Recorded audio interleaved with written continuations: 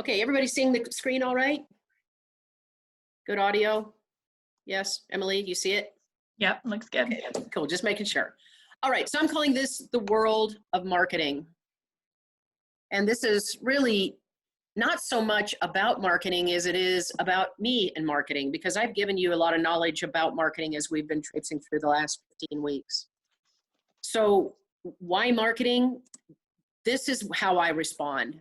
Before you ask yourself, quote, will I ever need to know how to market something? You really should be asking yourself, how will I be able to market myself?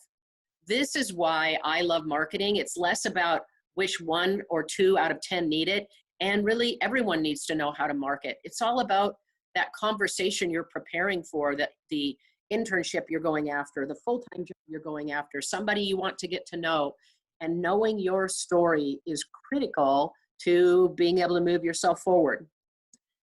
So for me, I majored in economics. It may sound silly, but at the time I was in university, there was really just one business major, and it felt too easy for me. It felt too obvious for me. And at the same time, I was taking my first econ class and I knew I had always wanted to go into marketing, and I just saw the wheels in motion.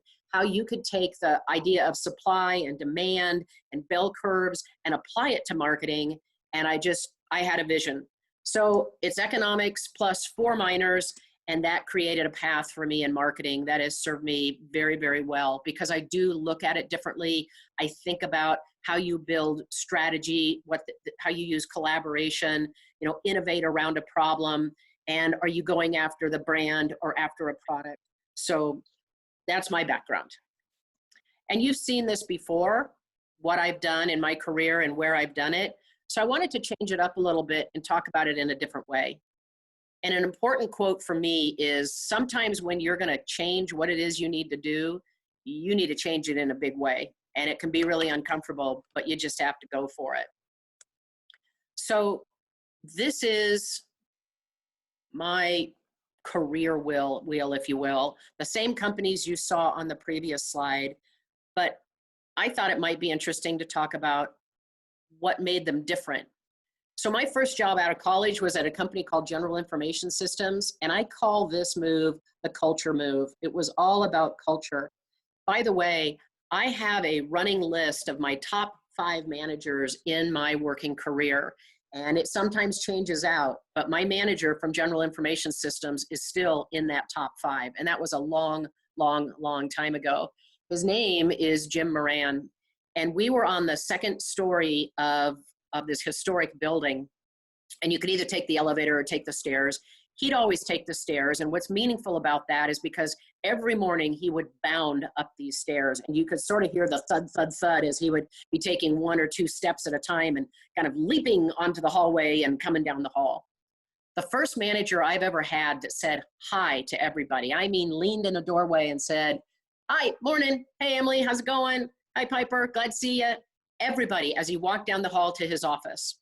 Went in his office, took off his shoes, and that's the way you saw him the rest of the day, until lunchtime when he put on his shoes to go get something to eat, but would come back and take off his shoes.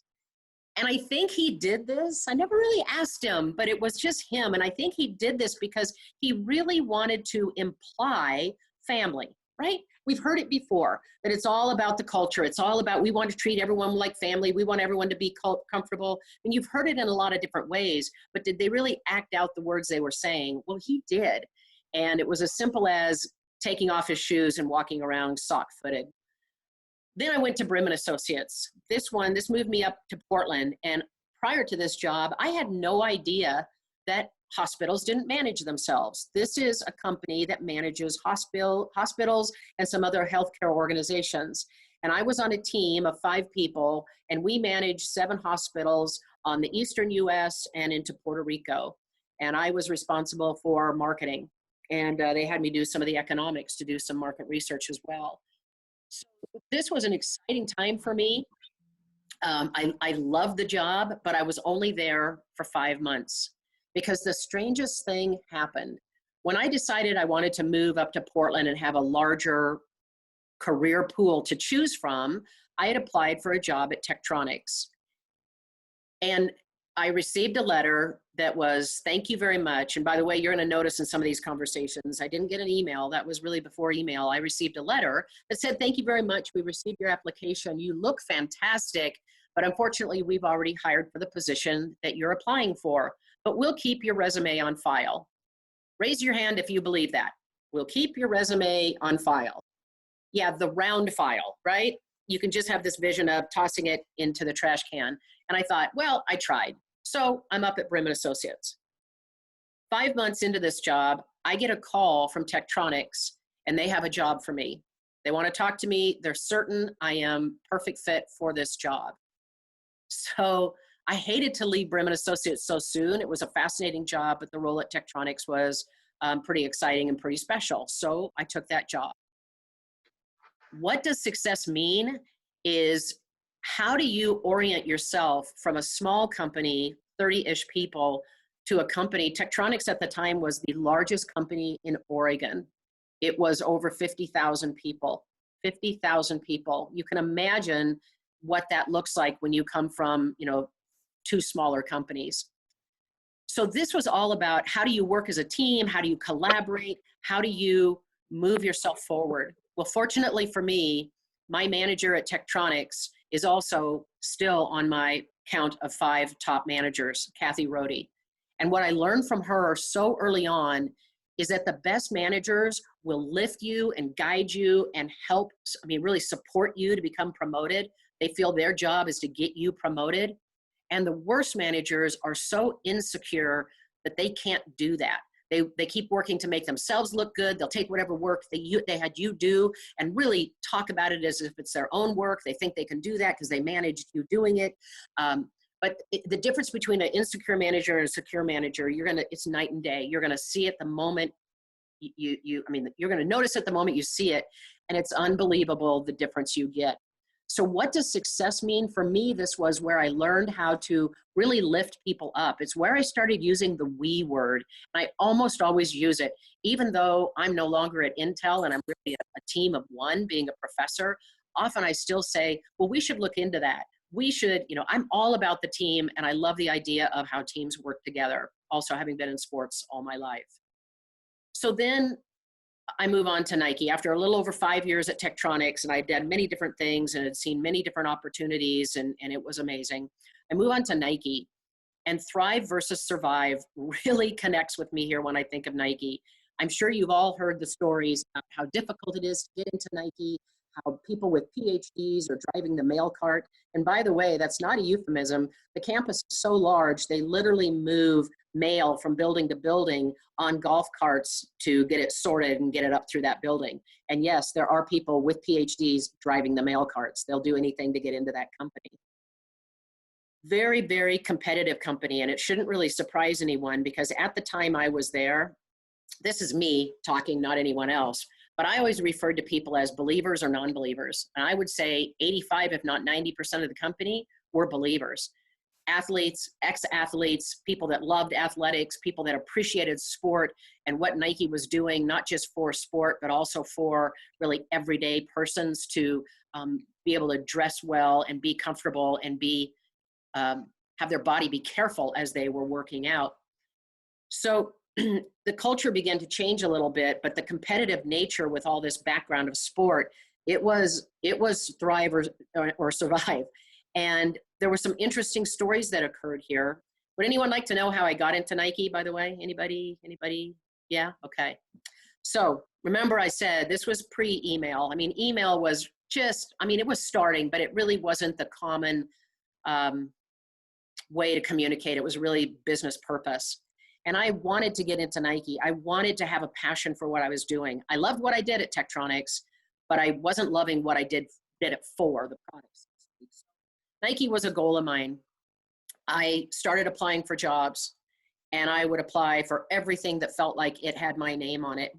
And then I was able to uncover an HR manager, because they responded to me and said, hey, Laurie, we see that you're applying to a lot of jobs. Keep it up. We're not doing a lot of hiring right now, but we see how zealous you are, and that's great. So keep it up. And boom, now I had a name and I had an address.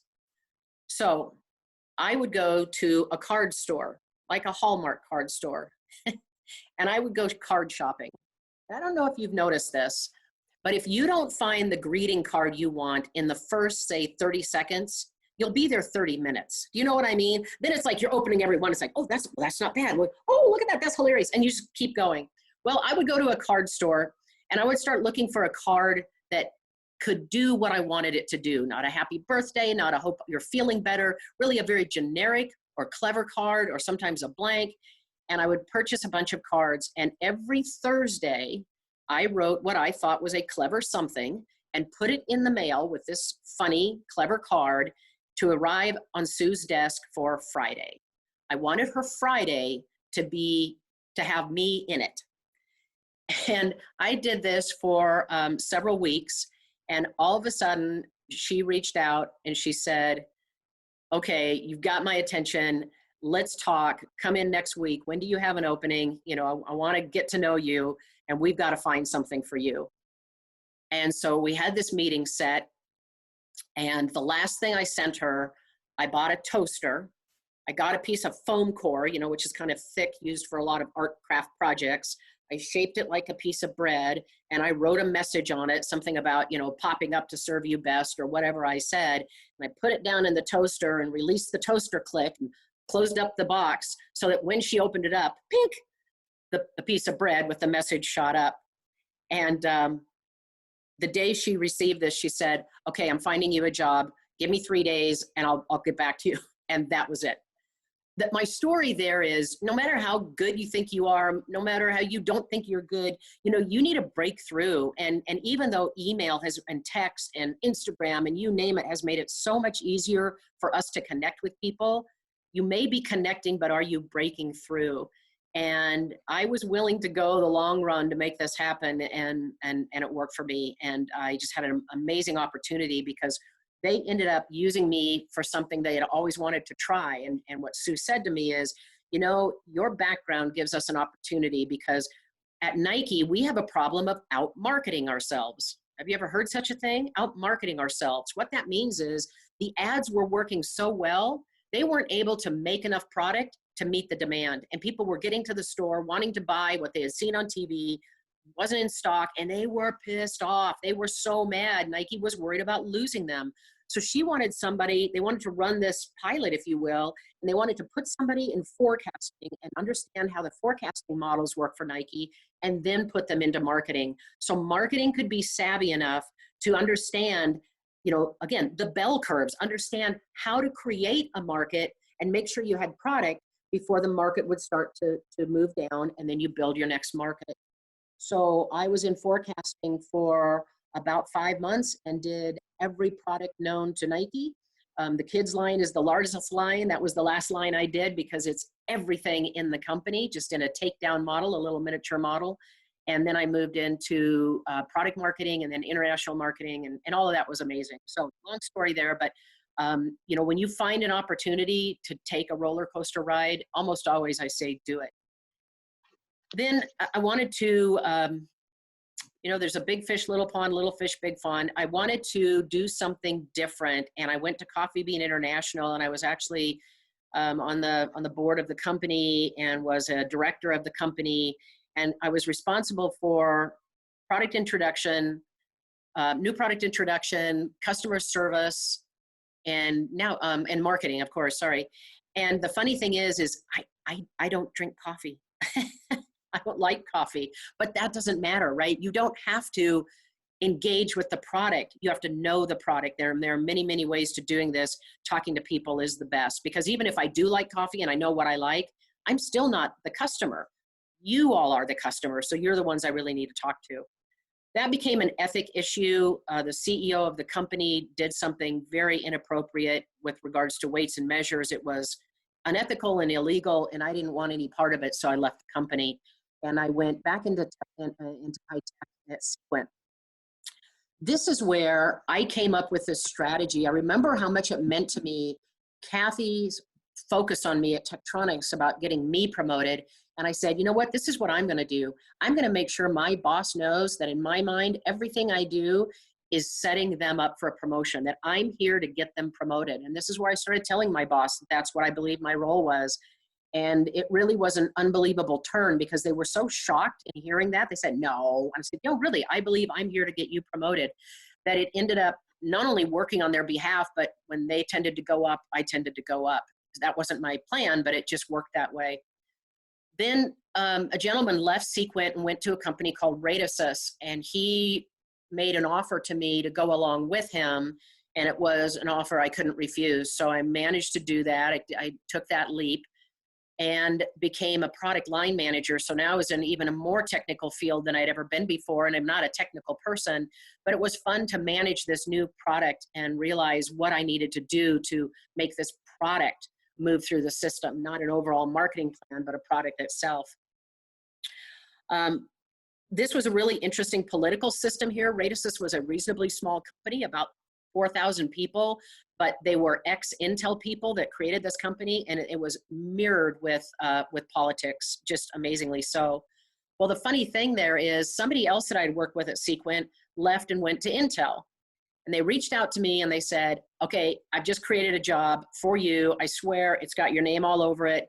I'd like you to take this job. And I said, oh, Pam, I can't do it. I mean, I've just been here for 5 months with Mark, and he would kill me if I left soon because, you know, it takes several months to learn the job and have somebody train you. And so I said, I just can't do it. And it was more money, but the money didn't matter. So she goes, I totally get it. Absolutely get it.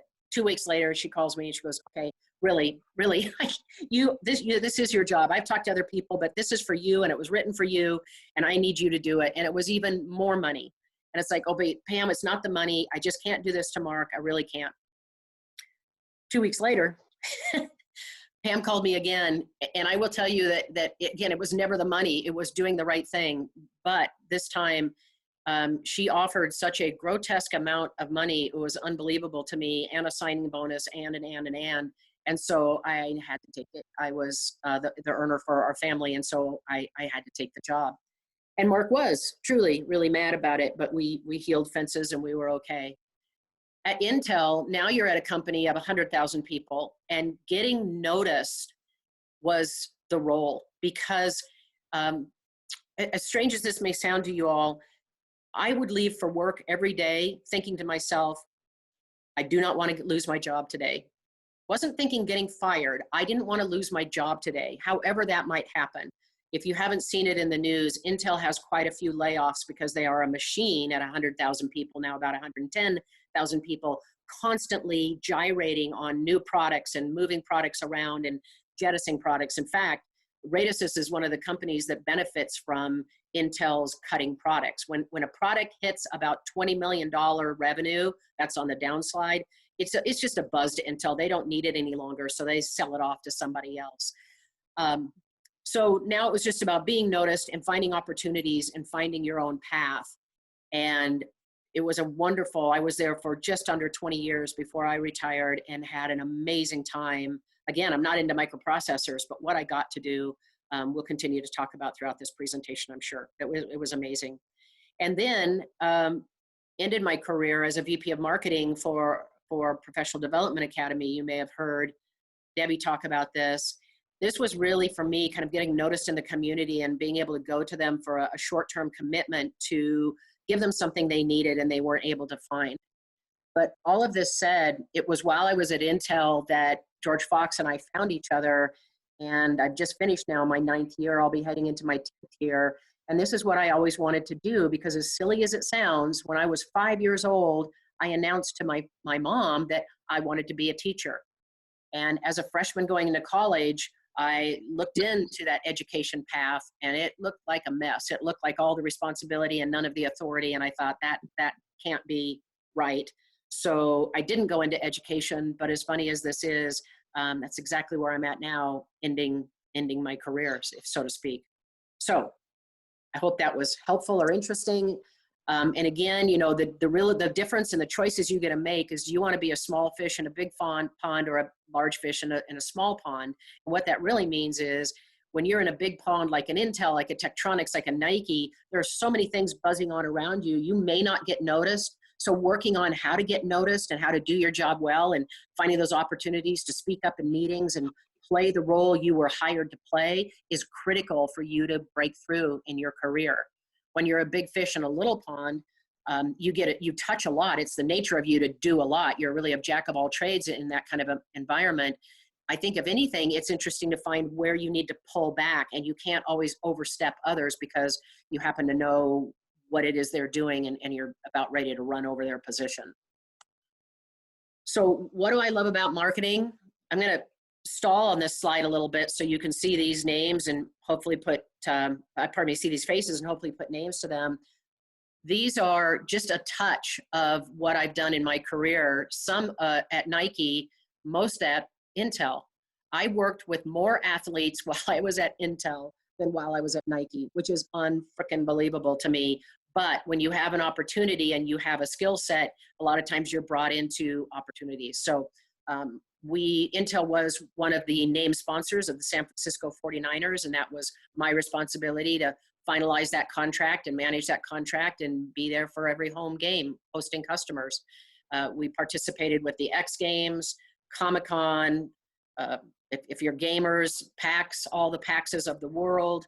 All these were my responsibilities. And a lot of the athletes you see here, the Bo Jackson poster, I worked with CJ on that. CJ was one of our speakers early in the semester. Did some projects with Terry Bradshaw and Ashton Kutcher. And if you saw the movie Catch Me If You Can, I worked with him, the real person, a number of times, and he has an amazing story. So this just goes to show you, when you open yourself up to opportunity, you're not afraid of it. You just keep walking towards the light. It's amazing what you get to touch throughout your career. So when I think about myself and really what I'm made of, these are the four things that are principles of mine. So glass half full or half empty. I have this idea in my head, and I keep saying to my friends, someday I'm going to write a book called Choose Happy. I believe that you do have a choice to wake up happy and embrace the day, or to respond to the day with pulling the blanket over your head and saying, you can't make me, I don't wanna. And it doesn't mean that everybody has the same level of happy. It's just sort of inside you. You know, do you want to be the curmudgeon, the Eeyore walking around being grumpy, or do you want to have your head up, your chest forward, and a smile on your face, looking forward to whatever you may find in that day? I won't read this to you for lack of time, but write this down at some point, or go take a look at this when it's posted on Foxtail. Take a look to the kid at the end of the bench, because this is a challenge for everyone that feels like, you should put me in, you should let me play. If you are just sitting there looking at the tops of your shoes and not watching the game and not paying attention to what you could do to make it better, how you could help your coach, how you could help your team, you'll be amazed how quick you could lose your spot because of the number of people in line behind you. And if you don't take care of the role you have, you'll be in even worse shape next year. So take a look at this if you would, and see what you think of it.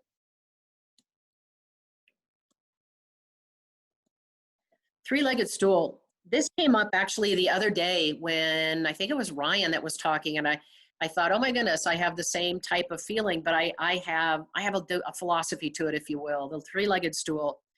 I always think of what my job is, who I'm working with, and who I'm working for. Those are my three-legged stool. What I'm doing, who I'm working with, and who I'm working for. Who I'm working with, for me, also included my agency partners, because I worked with so many agencies over the years.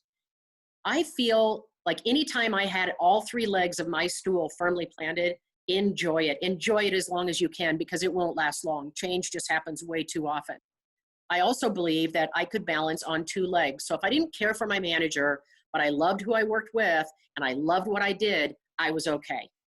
If I didn't like what I did, but I loved my manager and I loved who I worked with, I was okay. You get it?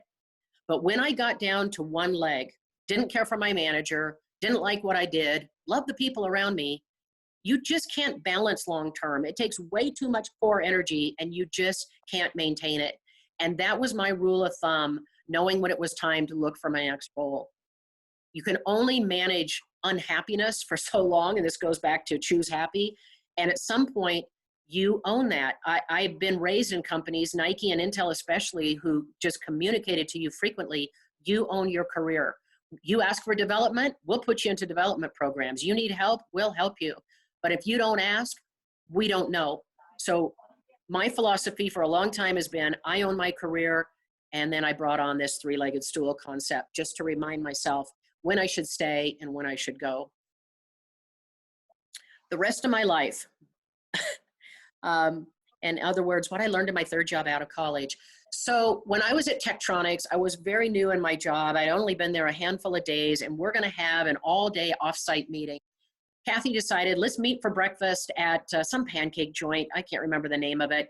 And we all come into this, because we were going to go offsite. We all come into the room, the large table, and I'm thinking, okay, I'm looking for a strategic place. Don't want to sit next to the boss. Don't know her well enough. Kind of want to put myself back a little bit so I can see the field and look at interactions and understand how this group works. So great. I put myself down towards the end of the table, really towards the other corner, and I think this is going to be perfect. Then in from another door walks this man. Don't know him. I'm looking at other people to see if anyone else seems to know him, and they sort of recognize him and give a wave, and all of a sudden he sits down at the foot of the table, if you will, right next to me. And I'm thinking, what the heck? And then Kathy introduces him. This is her husband. He also works at Tektronix. He is a VP of HR. And I'm like, well, crap. I did not choose my seat right.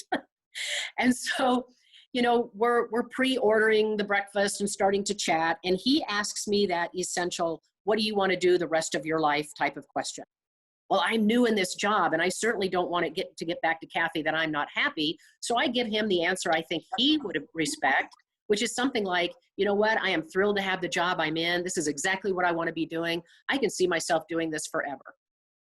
And he leaned forward and kind of put his hand down on the table, and he said, you know, I would like to know why people say that. That is the single biggest mistake people make in their career. And I looked back at him and I said, do tell. Because I really wanted to know what that meant. And he said, here's the mistake people make. They look at a job opportunity, a job description, and they read it and say to themselves, I don't know if I can do that the rest of my life. And he said, that is the wrong way to look at it. He said, what you should do is look at it and say, okay, for the first 6 months, I'm going to be taking this new job, and I'm going to be taking in whatever training I got from the person that had it before me and information my boss is giving me, and I'm going to be assimilating this job to how it was done before I was here. In the second 6 months, you're going to know that job well enough that you're going to start putting your own secret sauce on it and making it yours and altering it and maybe jettisoning parts that aren't really you and bringing in parts that are just something you can bring to this new role. And after a year, poof, this job is yours. You own it, you created it, you can talk about it, and anybody can put 12 months of a job on their resume and leverage that into the next opportunity. That's what people need to be thinking about. And so I realized that it wasn't about finding the job I wanted to do the rest of my life. It was just finding a job I wanted to do now for a while until the next best thing came up. So that was huge for me. And I wonder what I would have done differently had I known it before, because I actually was offered a job at HP while I was at General Information Systems and didn't take it because it didn't feel like something I could do for the rest of my life. Anyway, all right. So lastly, I would recommend everybody to make sure you become a part of change. I know we all hate change. I hate change, but become a part of change and don't let change happen to you. Because change is essential. We're seeing it today. We never in a million years could have anticipated what this COVID-19 would be doing to us. But look at what change has done in the past number of years. First of all, Sesame Street.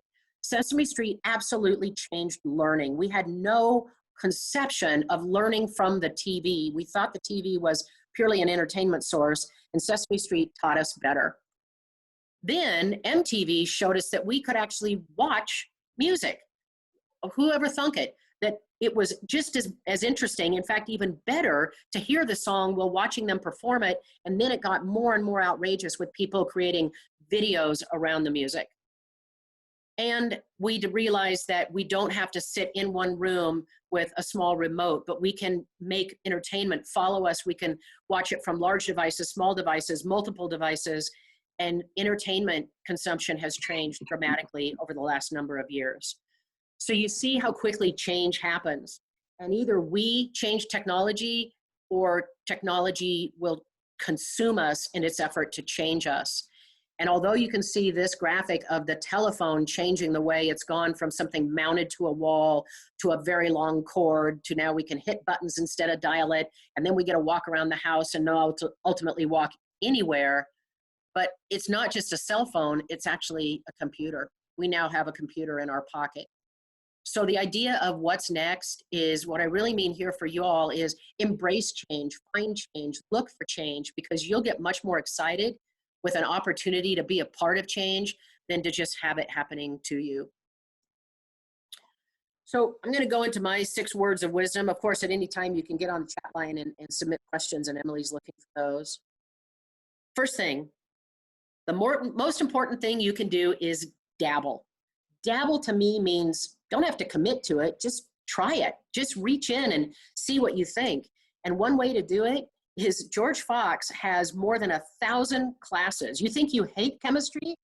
Take a class and see. Maybe you don't. Maybe that becomes your minor or your major, right? I mean, so many times we say, I don't like it, when what we really mean is, I haven't tried it, and I've heard other people not liking it, but I don't really know.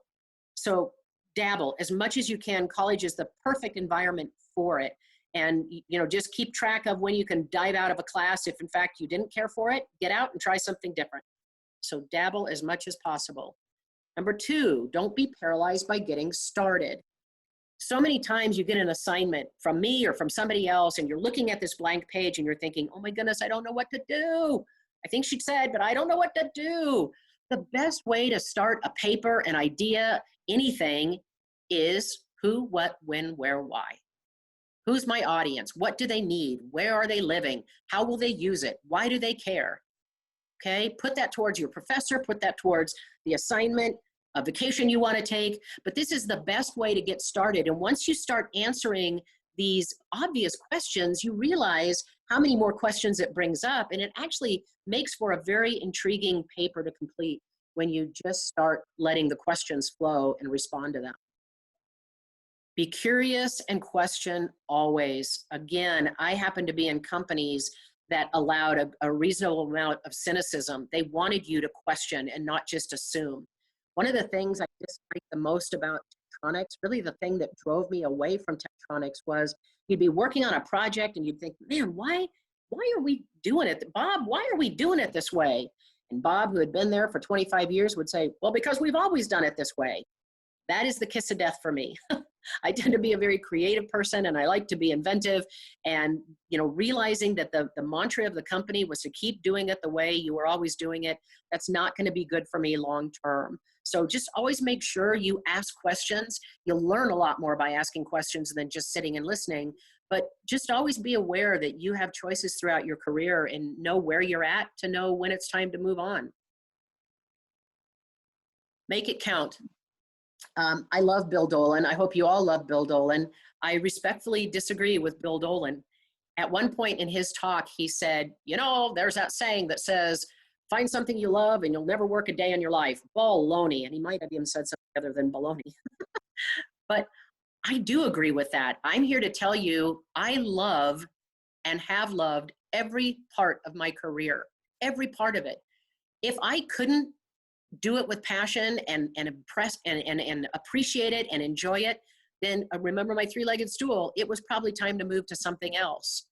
The idea of doing it with passion is there are always people watching you, whether you know it or not, and not only for your own really health and psyche to do it well, make sure other people can see you doing it well. And if you don't, do you mind if I tell you a story here? I'm not sure, I can't read the room if no, Piper says no. So Piper says I got to tell a story. All right, I'm working at Nike and I'm managing a team, and there was a great gal on the team. We'll call her Heidi, and she was the admin assistant. Now remember, every admin in the company had a degree. Some might even have an MBA. Everyone was essentially underneath what they felt they could do, but that's just Nike because of supply and demand. More people want into that company than there are jobs. You would hear it from Heidi every day. You'd ask her to do something. Could you call the agency and have Wyden and Kennedy come over? Well, I'm better than just making a phone call. No matter what you asked her to do, you got some kind of response that showed you how tense she was, how frustrated she was, that she felt like she wasn't able to show her ability. one day I was having a meeting with Wyden Kennedy, and they were bringing 7 people. I was bringing 3 people. So all of us, there were 11 people in this meeting. Again, this was before wide access to email, so we would print documents. So I gave Heidi this document, reasonably thick. I think it was, 15, 20 pages. And I asked her, I said, I have a meeting with Wyden in a couple of hours. Can you make 11, better yet, just in case they surprise us, would you make 12 copies stapled and put them on my desk, and I'll get them later? Well, I can do more. Yeah, okay, got it, got it. When I come back to my desk, I come in and I see this pile of paper, and I can't even quite describe what it looked like to you, but pages were askew. I start looking at it. Some were stapled, some not. Some of the staple was hanging off. You're talking about a fully automated copy machine. So this is just really vexing to me that why this looks so bad. So I grabbed the paper, and I'd seen that Heidi was out at her desk. I said, hey, do you have a minute? Yeah, okay. So I said, let's go grab a conference room. And the conversation I had with her is, Heidi, no doubt you're better than what we're asking you to do. I get that. I appreciate that. But here's the thing. And I held the paper towards her and kind of fanned it to show what a mess this was. Here's the thing. If you're not doing this job with excellence, why would anyone have the confidence that you could take on a $10 million campaign and do that with excellence?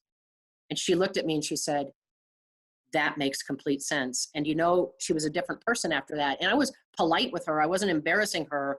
But you understand the story there, that even though you feel like I can do more than this, or people aren't recognizing me for my job, do your job well and you will get recognized. The most dangerous word in your vocabulary. Anybody have any idea what the most dangerous word in your vocabulary is? Anybody? Just. Can't. That's a good one. Just. I'm just a college student. I'm just a freshman. I'm just a girl. Just takes whatever you are trying to say and essentially breaks the joint at that point. It causes that statement to be the weakest it could ever be. You've essentially just disrupted the strength of your message and put a question mark in the middle of it. I'm a college student. I am learning more every day than I ever have. I'm a freshman. I have the world in front of me. I can't wait to get started.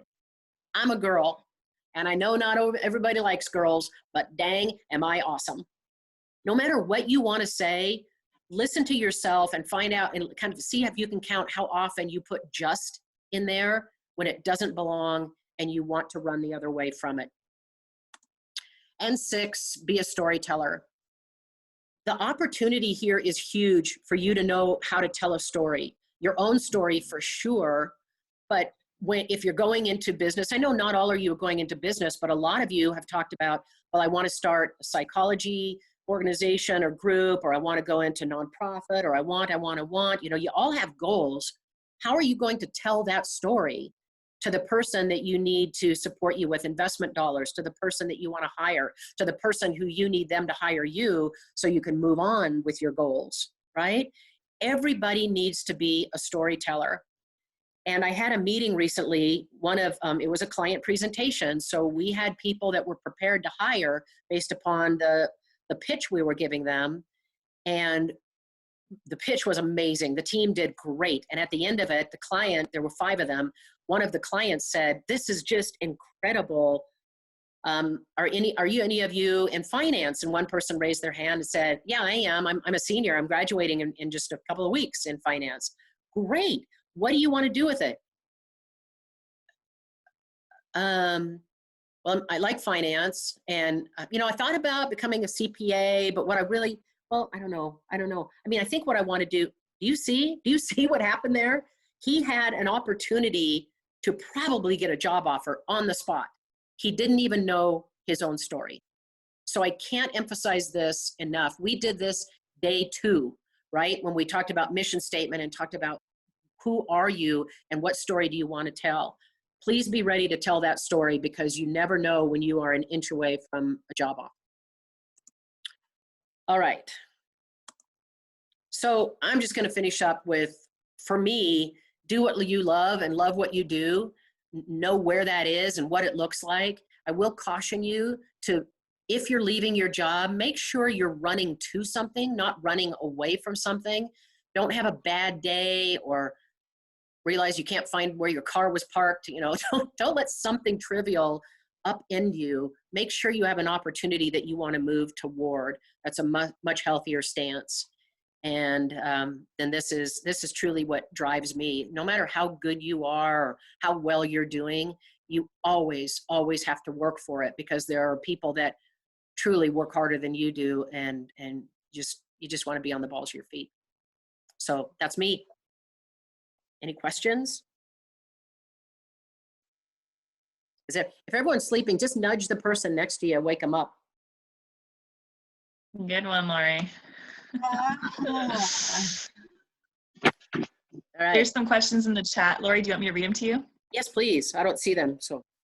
Okay, this is from Ashley. What life-changing experience made you the person you are today? What quality made you the leader that you are today?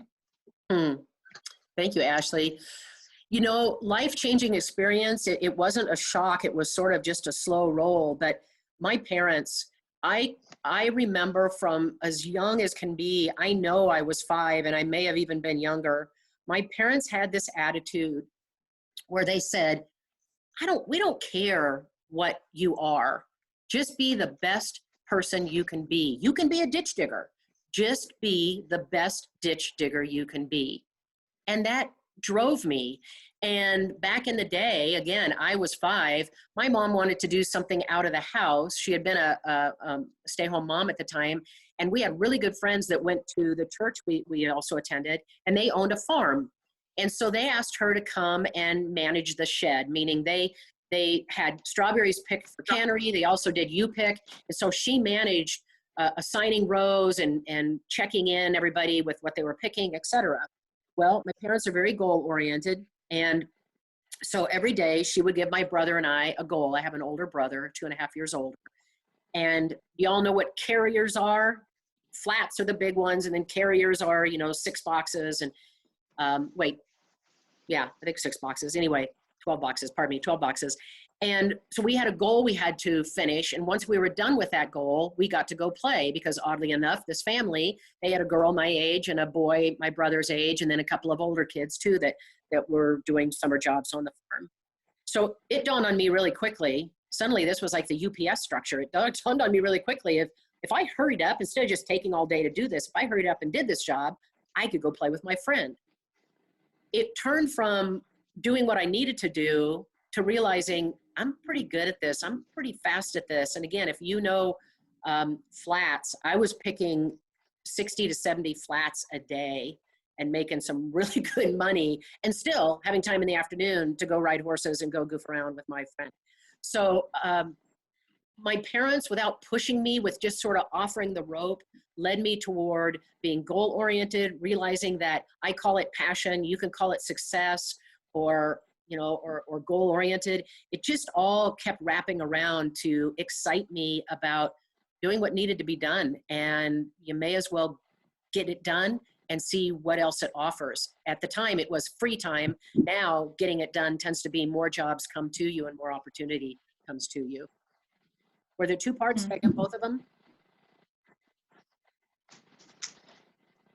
Yeah, that was good. The second part was what quality made you the leader that you are today. That's funny. I don't think of myself as a leader. I just boss people around. That's all. I think, again, my 5 managers that have been the best managers, they have coached me and taught me. And today I can still hear their voices. And having mentors, having people guide you, lead you, and shut up and listen and do what they do, right? That's really the end of the game. Don't have a mentor and then not listen to them. So, yeah. Mackenzie asked, what is the hardest job you have ever had? Was it also the most fulfilling? Oh, wow. Mackenzie, awesome. Hardest job I've ever had. The hardest job I've ever had is any job when I went to it new. I don't like change any more than y'all. I mean, honestly, I'm not a fan of change. I've just realized that you can't hide from it. So getting into a new job where you're looking around the room and you think, I do not know anyone here. And you have to not remind them, sorry, you have to let them figure out who you are. You have to kind of teach them who you are. You've got to generate a persona. You have an opportunity to change who you are. But I mean, even in a company as large as Intel, you know, keep thinking about this, 110, 115,000 people was the largest it was while I was there. That's bigger than a lot of cities that we all live in, right? It's massive. So it's no joke to say, yeah, I was there just under 20 years. And to this day, I mean, I could go into a group and not know a single person at the table.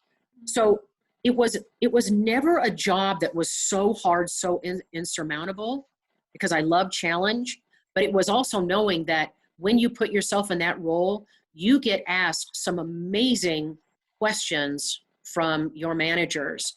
And not to be a name dropper, you saw my slide before. Once I get in the name dropping game, it goes like a house of fire. But I was working for a senior VP at Intel. And if you all heard of AMD, Intel and AMD were competitors. The interesting thing is AMD had about 14% market segment share.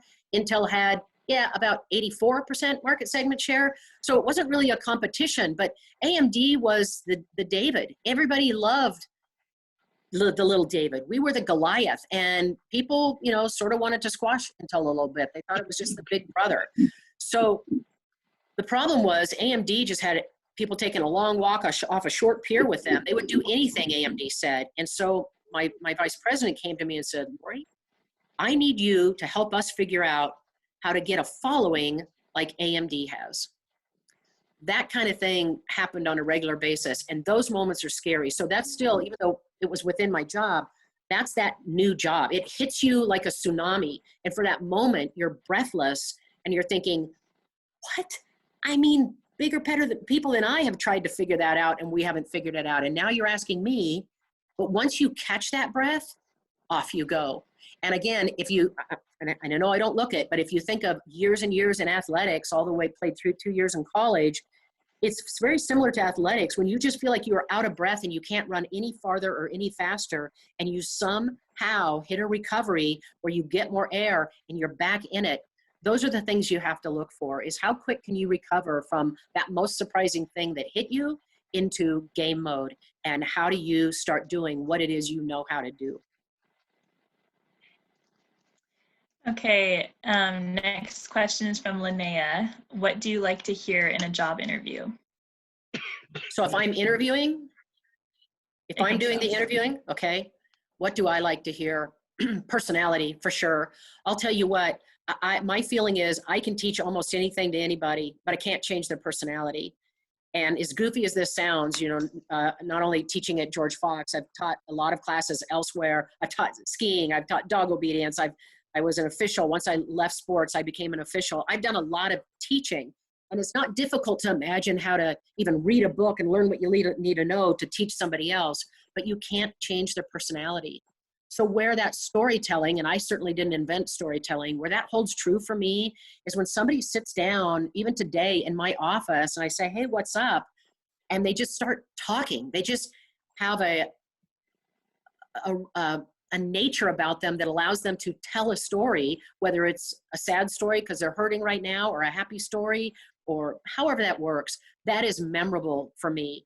And the reason I do what I do in my classes on day one is, you know, tell me your name, tell me where you're from, tell me your major, and then I always ask a question, you know, if your favorite brand, your favorite ad, your favorite whatever. I'm terrible with names, I'll admit it. I am terrible with names.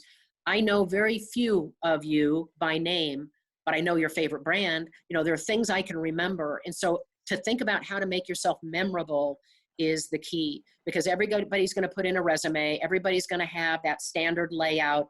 And most of you now are in school, so you feel like you don't have a lot. I'm just in school. I don't have a lot to talk about. You do.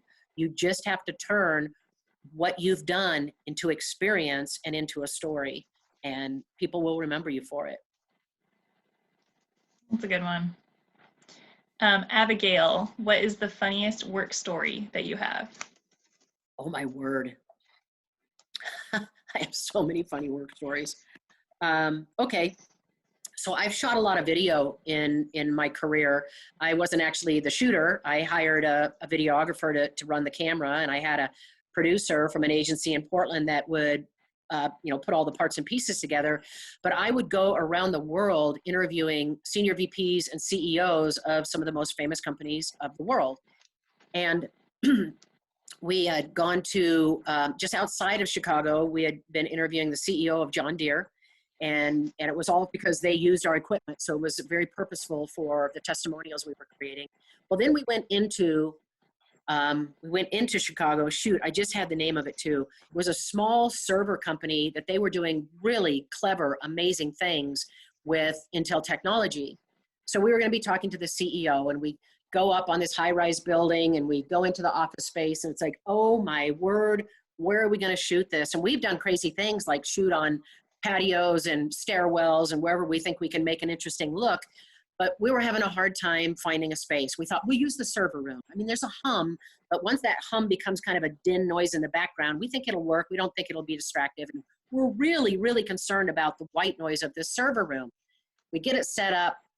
The company brings in their CEO, sits down, and the first thing we always do, and we do this for a sound test, I'll say, Emily, thank you so much for coming. Will you please tell me your name, the company name, the title, and how long you've been at the company? And really what I'm just trying to do is give you several things to say so we can get a sound check and make sure the microphone's in a right place. You don't hear rustle, of your shirt or whatever. So the guy starts talking, and no joke, he has Tourette's syndrome, and he is blurting and swearing and all these words, and he's jerking his head. And I remember turning to Howard, my producer, and we had been working together for years, and we just both looked at each other and said what we needed to say, which is, are you kidding me? I mean, how did this not come up during the interview we were having with their Marcom person? So I needed to conduct an interview, having them give a testimonial and a lot of information about how they use Intel technology with a gentleman who had Tourette's syndrome. And that was interesting. I wouldn't call it the funniest thing I've ever done. It wasn't funny on him. It was the feeling I felt because I self-edit as I'm listening to people. When I'm interviewing, as I listen to people, I'm like, okay, there it is. That's the money quote. That's the one we're looking for. And what I had to keep hearing for is, can we get in and out, and how can we make this work? So again, not making fun of the gentleman at all, making fun of me and how I didn't see this coming, and just thinking, how do we do this and make it work? And I've never had anything, I should call it shocking rather than to not respond to the funny part, but that was memorable for sure. Oh boy. You can't make that stuff up, Next question is from Cassidy. Hi, Cass. Have you ever regretted leaving a company too soon? Sure, I guess. I mean, here's the thing. Remember I said, make sure you're running to something, not running away from something. Actually, I'm going to take a turn. I'm going to say this because somebody said this. I forget if it was Debbie or Ryan, but just recently somebody talked about this, that no matter how much you may dislike the job you're in, no matter what leg of the stool is missing, there's something missing and you're not happy. You think, man, I am so gone. I want to get out of this as fast as I can. And you get a job offer. And once you have that job offer, you start thinking, well, I don't know. I mean, I know where I park every day, and I know who I have lunch with, and I know exactly where the bathrooms are. And you start reminiscing how much you know in the job you're in, and you forget that you don't like it or why you don't like it. So I'm sorry, Emily, hit me with a question again, because I want to make sure I get this right. Have you ever regretted leaving a company too soon? Right. So there were times that I felt that I was really bemoaning, why did I accept this job, and maybe I should leave. But the more I allowed myself, again, it's change that we're so uncomfortable with. The more I started anticipating what it would be like going into this new job, I realized I really was running to something. I really had something that was important for my future or an opportunity. I still think that I feel like the job I left too soon was leaving Radisys, because I hadn't made my mark there, and no pun intended, but Mark was my boss, and he had put so much investment into me, bringing me over and training me. But Intel was it was too big of offer and too big of opportunity. And once you get into where you're at, I've never had any looking back. It was really just that transitional period where I was second guessing the decision I had made. But moving forward is always good. Always, always good. This is a fun one from Antoinette. What is your favorite celebrity experience? Oh, wow.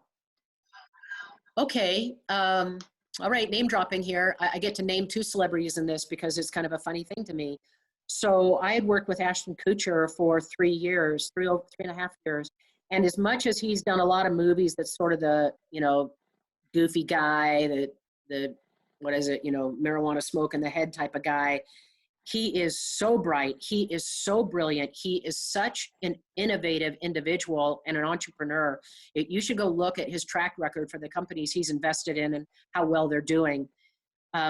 We met for 3.5 years building campaigns and programs because he also ran an agency down in LA, and he had great access to a lot of heavy hitter influencers, people with a very strong social footprint. Well, at the time, Intel had named, just previous to this engagement, Intel had named Will.i.am as their chief innovative officer. And everybody thought Will.i.am was such an innovative guy. And I'm working with him, and I'm just it's so lackluster to me. So now I'm looking at, then I start working with Ashton, and I'm just holding my head thinking, oh my word, we brought on a guy that's all fizzle and all smoke and mirrors to be a chief innovative officer, to come up with clever ways Intel can move theirself in the customer's mind, the consumer's mind. And here we have a guy that's just quiet in the background making historic, monumental moves, and we totally missed it, just totally missed it. So those are two things. And really loved working with Ashton, and got to, again, meet and work with so many people alongside him that it was very credible and incredible. And Will was just an also-ran. I mean, his ideas, once you get past his first and second idea, there really wasn't much there.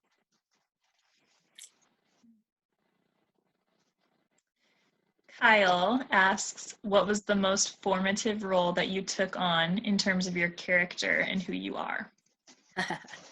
Well, from hearing my story about how I got into Nike, I'm not sure any job formed my character. I think what I haven't allowed happen is I haven't let any job change my character. I am who I am. I prefer humor over drama.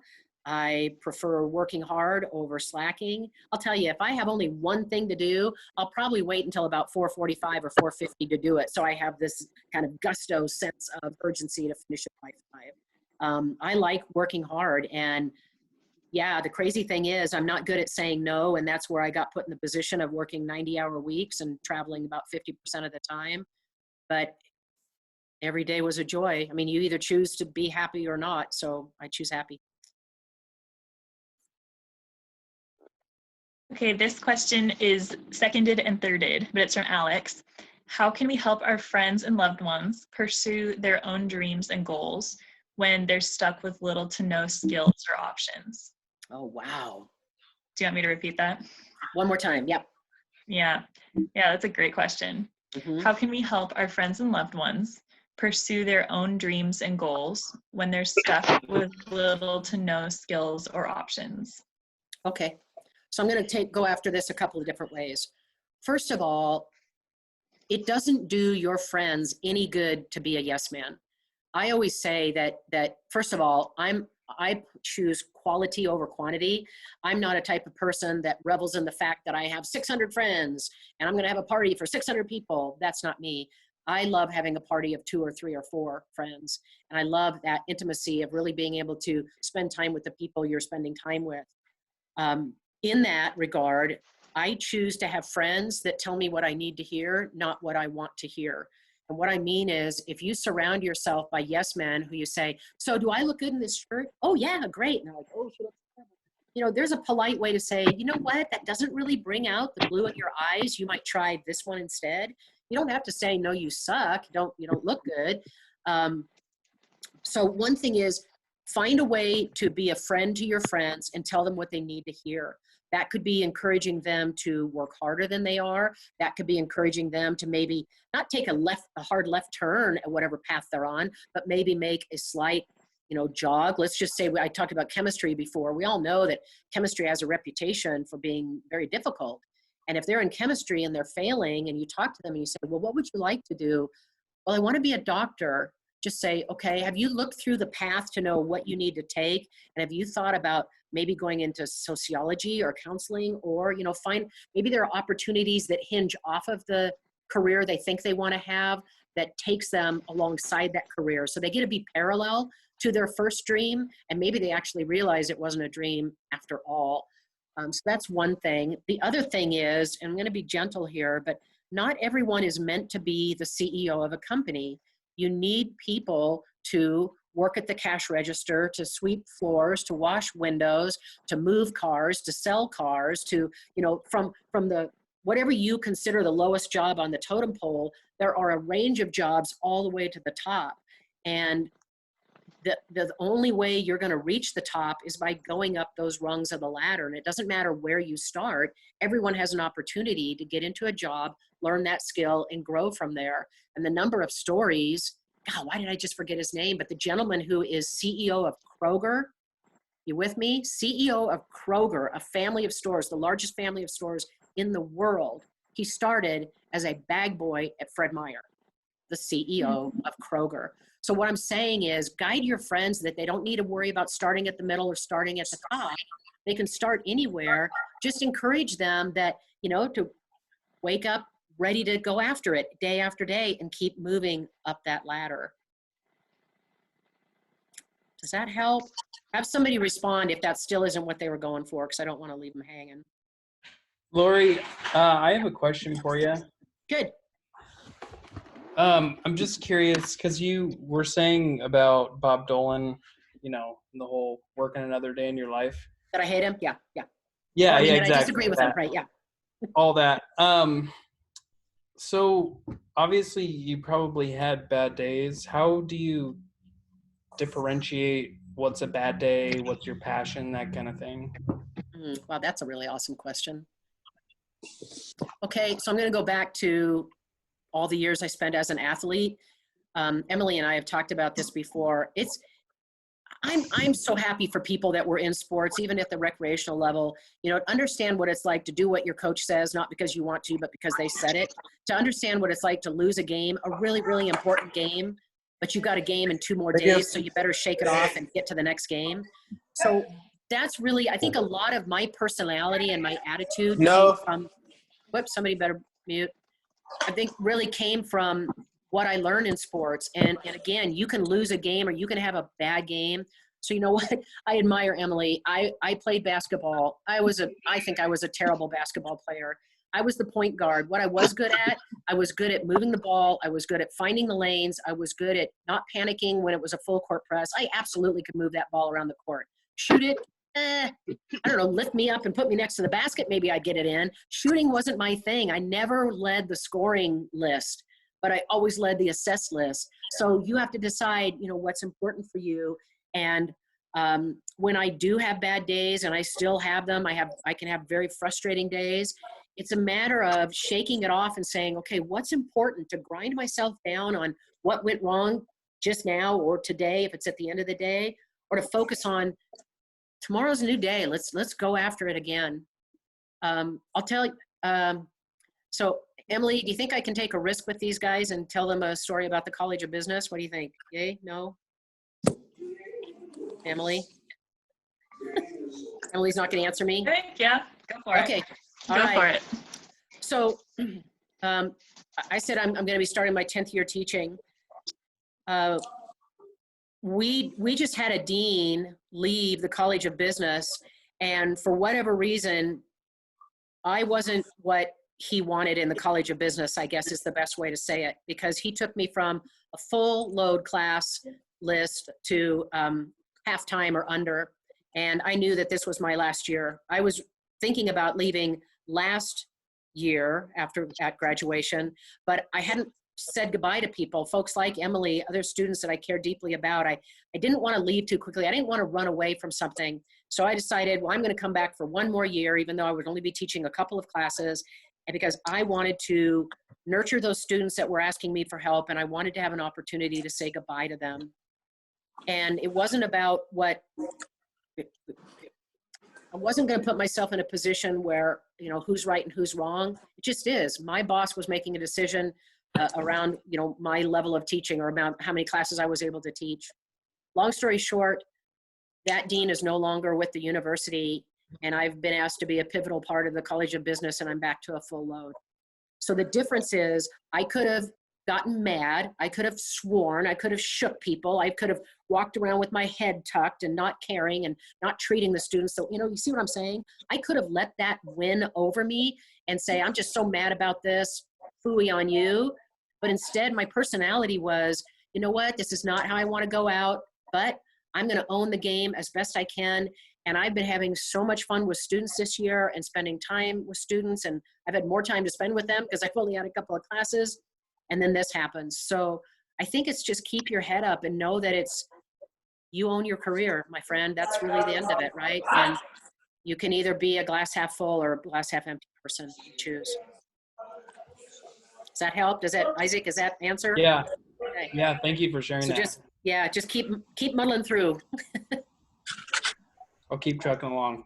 All right, cool. Let me know how I can help you. Thanks. That's a good question, Isaac. Laurie, just for your planning, we have 7 minutes left of class. Okay, great. So next question is from Andrea. With the overall pros and cons of being a small fish in a big pond or a big fish in a small pond, which do you prefer or think is better?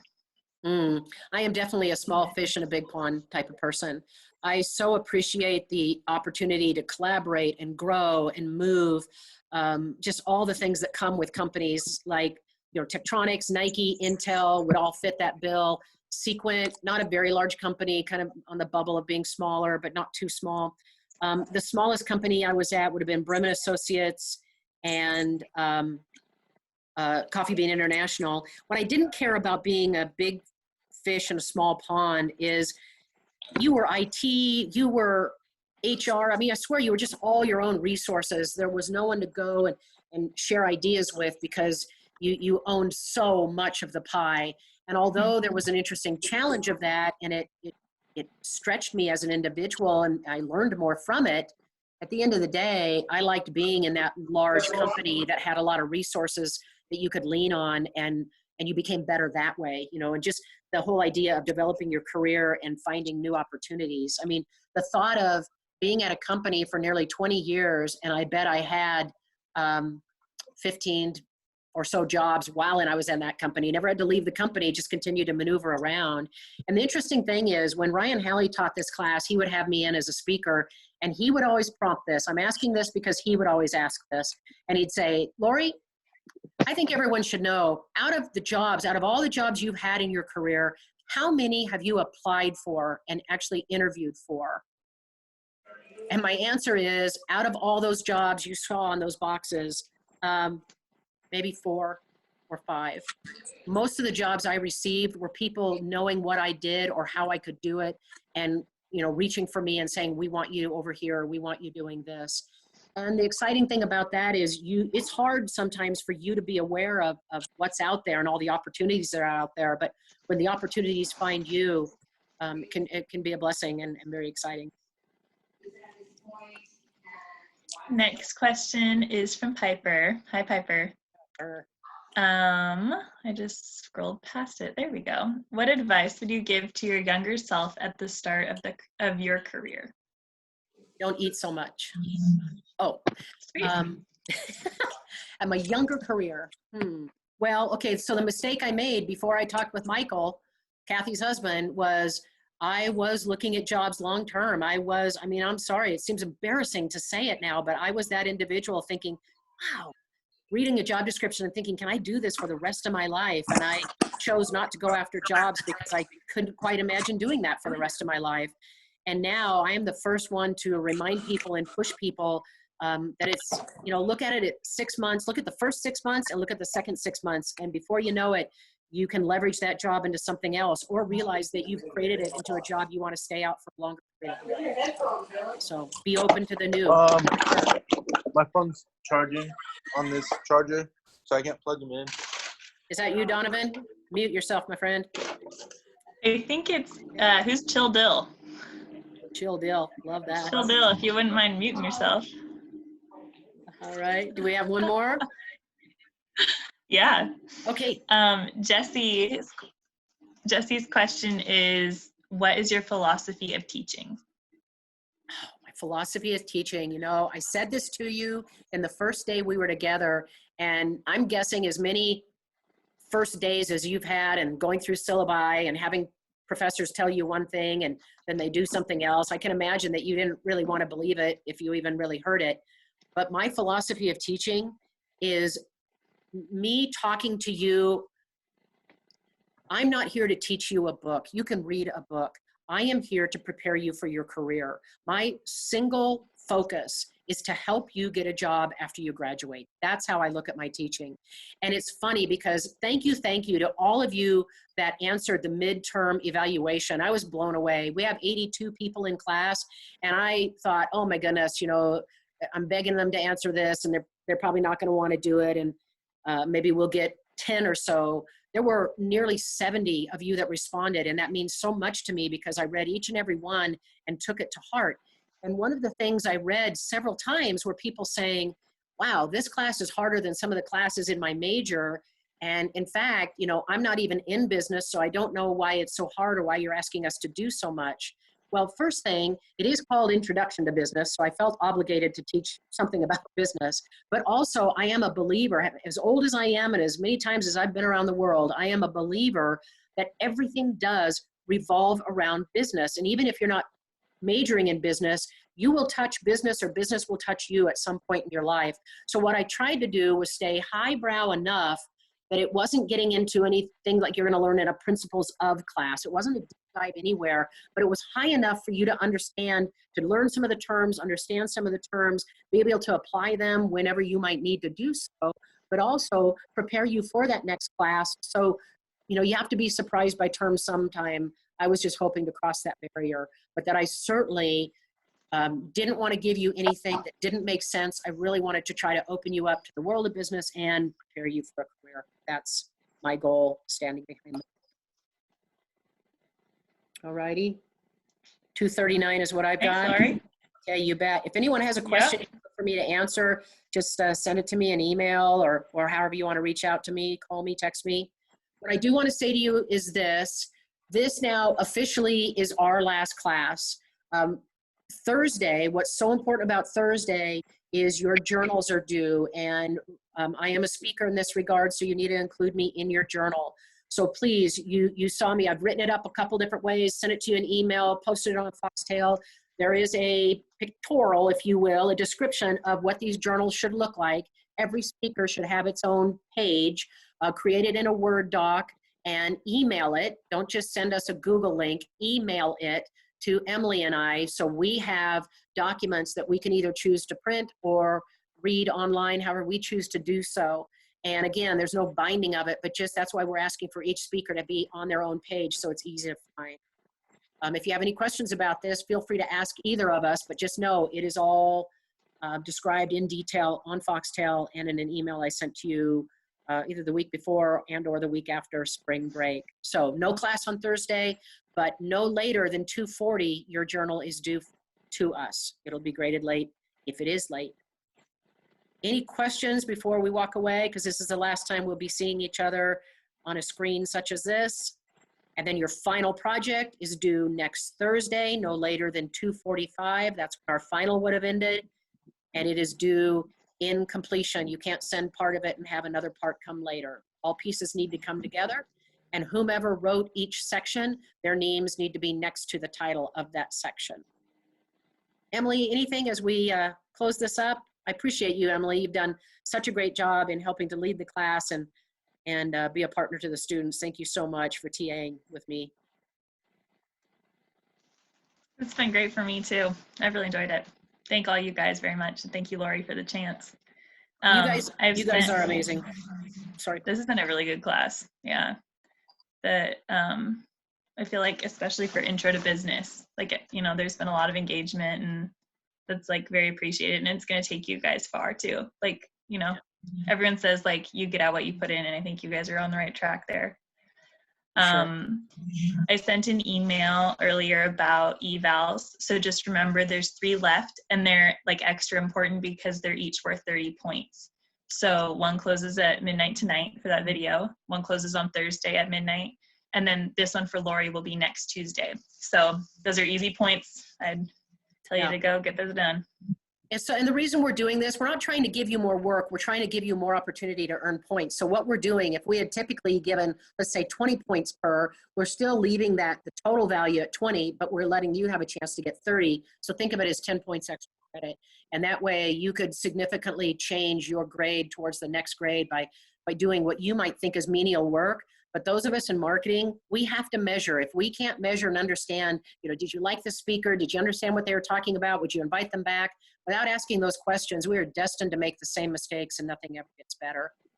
Something I want to jump on what Emily said. I know I'm just a couple minutes over, but we kept the panel on. Emily and I kept the panel on after our class was over last Thursday. And they were blown away. Engagement was exactly the word. They said, will you please thank the class? And we're all incredibly amazed at how engaged they were, because just usually these types of classes aren't that way. This was so much fun. We'd do it again in a heartbeat. So I appreciate that in all of you, that you show up, you participate, you care about it, and people can see it. So thank you for all of that. All right. Thank you for all your love. Right back at you. I really do care for you all. If there's anything I can do to help you through this crazy, terrible time, including giving your dog a shave, because way too much going on there. Actually, let me know. Can you do that? Can you do that, Laurie? Sure. Will you give her a haircut for us? Oh, absolutely. I've never done it before, but how hard can it be? A moving dog. I mean, come on. I guess we'll find out. All right. I hope I see you all next fall in person. That would be awesome. Everybody take care. Love y'all. Have a good rest of semester and summer. Thanks, guys. Bye. Stay safe, everyone. God bless. You too. You too. Thank you. Thank you.